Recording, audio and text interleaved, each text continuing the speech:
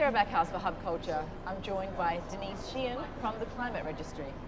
Welcome, Denise. Hi, Sarah. Thanks for having me. Yeah, short trek up from Los Angeles. Yes. And tell me about the Climate Registry. And first of all, it's interesting because I noticed you're based in Los Angeles, and for some reason there are not that many green nonprofits there. What is that, and are you helping fill the void? Well, I think there may be other ones there.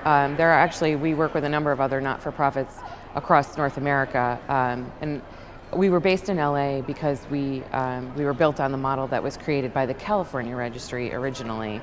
The Climate Registry is actually focused across North America, so we work with states, provinces throughout North America. So tell me a bit about what you do.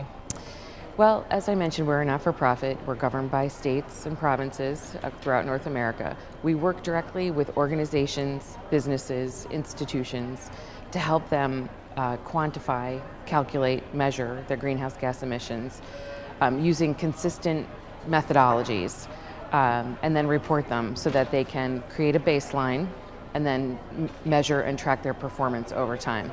And they do that in a public way, so they can demonstrate to their stakeholders, their customers, residents, if it's a government entity, how they're doing with management of their greenhouse gas emissions. Now, are there any prerequisites for someone to come and approach you, or is open to anyone who's looking just to get a better hold of their carbon footprint? There's no prerequisites. We're a membership organization, so any company, organization, academic institution can join us.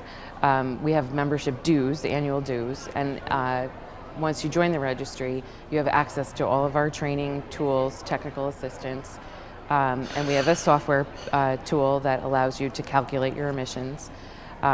So we're open. Our membership includes, small businesses, local government operations, local government agencies, state government agencies, large Fortune 500 companies, colleges, universities. So we run the gamut in terms of who we work with.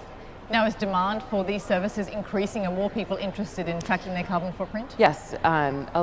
Interestingly, even with the lack of progress on cap and trade and climate policy here in the U.S., a lot of companies recognize the value of tracking their greenhouse gas emissions from the ability to produce cost savings internally, the ability to create new opportunities for marketing, as well as the opportunity to demonstrate their own leadership in their communities and among their peers and in their sector.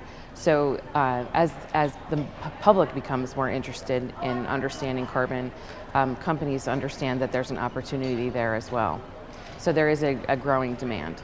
Now, for organizations that might be novice about this, what was some of the most surprising areas where greenhouse gas emissions are derived that possibly people could cut down and help their companies Well, save first, money? obviously, greenhouse gas emissions, the obvious sources come from the burning of fossil fuels. Right. So power sources, your fleets of vehicles, those are the largest. But where people sometimes forget are the other types of emissions that come from fugitive sources. Air conditioning units, refrigeration units produce fugitive gases. There's other process emissions that come from different industrial activities. But that's probably the thing that surprises people the most is the smaller sources that they haven't really thought about. It's your first time at the Governor's Global Climate Summit. Yes. What have been your thoughts so far?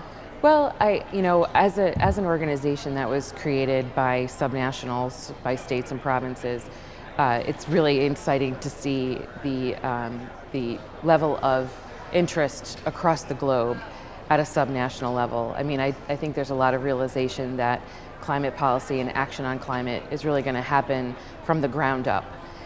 We see it just by working with organizations. You see it at the next level up with local governments, state level governments. So it's nice to be part of that activity. And the Climate Registry is really working on being a model that we can take to other parts of the world. We're excited to be part of R20 and share our knowledge with those emerging economies that are looking for technical assistance and training. Can you tell me a bit more about what you're doing with the R20? Sure. Well, we're happy to be participating in that effort directly. We have been working in China with another not-for-profit called ISET to help them create a registry in the Guangdong province.